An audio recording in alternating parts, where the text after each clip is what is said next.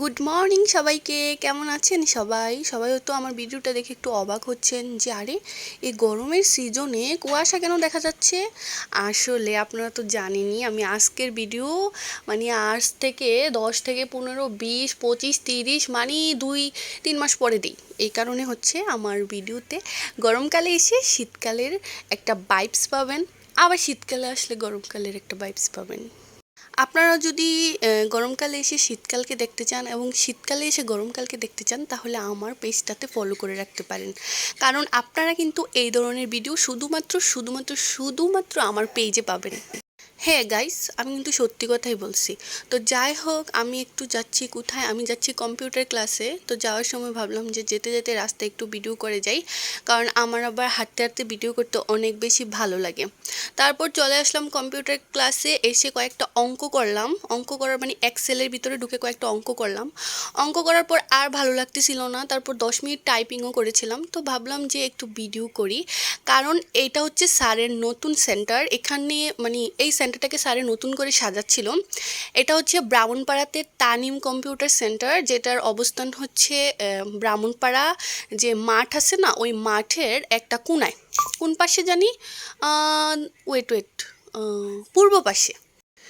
আপনারা যদি কম্পিউটার শিখতে চান তাহলে তানিম কম্পিউটার সেন্টারে আসতে পারেন, মাঠের পূর্ব পাশে, মানে যারা ব্রাহ্মণপাড়ার আশেপাশে আছেন আর কি।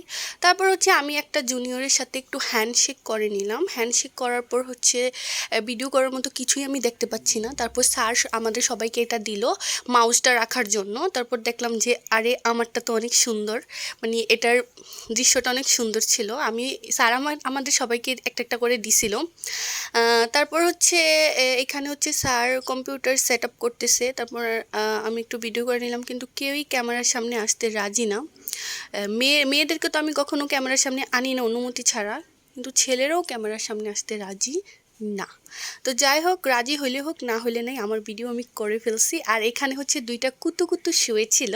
তো ভাবলাম যে কুতুগুলোকে একটু ভিডিও করে নিই। তারপর এখান থেকে ভিডিও করে চলে গেলাম আর একটু সামনের দিকে। তারপর চলে আসলাম সোজা বাসায়। এসে দেখলাম আমার মা হচ্ছে চুই পিঠা বানাচ্ছে। তো ভাবলাম যে যেহেতু চুই পিঠা বানাচ্ছে একটু ভিডিও করে আপনাদের সাথে শেয়ার করি। আর এই সবগুলা এই যে এই ইয়াতে মানে জায়গাটাতে দেখতে পাচ্ছেন যতগুলো চুই পিঠা, সবগুলা কিন্তু আমি বানাইছি। আর এইটাকে আমাদের এলাকায় বলে সরা, আপনাদের এলাকায় কি বলে অবশ্যই জানাবেন। আবার অনেকে এটাকে চুই পিঠাও বলে।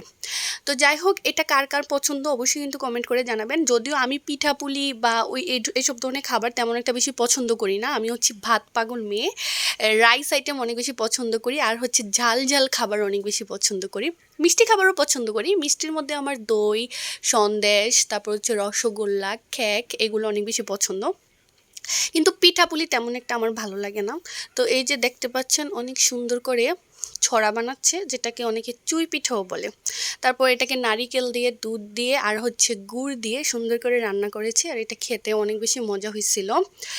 আপনারা কারা কারা এটা পছন্দ করেন অবশ্যই কমেন্ট করে জানাবেন। তো আমি এটা খেতে খেতে আজকে আপনাদের কাছ থেকে বিদায় নিচ্ছি। আর যেটা বলছিলাম যে শীতকালের ভিডিও যদি গরমকালে পেতে চান আর গরমকালের ভিডিও যদি শীতকালে পেতে চান অবশ্যই কিন্তু আমার পেজটাতে ফলো করে দিবেন। টিকটক থেকে দেখে থাকলে অবশ্যই আমার আইডিটাকে ফলো দিয়ে দিবেন। টাটা, বাই বাই, আল্লাহ হাফিজ।